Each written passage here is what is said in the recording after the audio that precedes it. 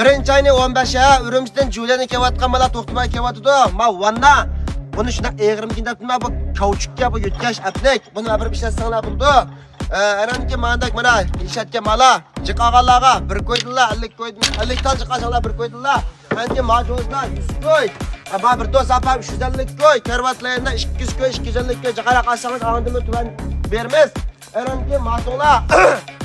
Sağ çıkanları 80 koy. Açın kuşlu kalanları. Lekin hemisi normal hizmet kılıyordu ha. Sağ çıkanları 80 koy. Sen çıkanları 50 koy. Maaş kervatla bana mı sizlik et gelir mi? Sadıkla ben. Hep bana sizlik et gelir mi?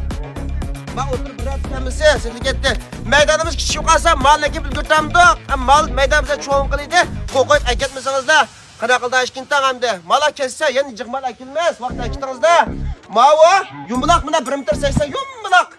Diametre 1 metre 80. Kervatga. Yaşta işil tur bunu. Ananın kiyen malımlar çağa kanatmışlar. 10 koy. Ma çarş kurup koy. Yep tutuyorsun bana. 15 koy. Bulanma. Bir ayacılık iş güçten çıkıdı. Hicalam yedim bak. Mandak bizla oludu. 1 koy, 2 koy. Aldırma kalışımız karta. Ananın kiyen amanı. Mala ne sattınız? Ma bırtta sapa ne?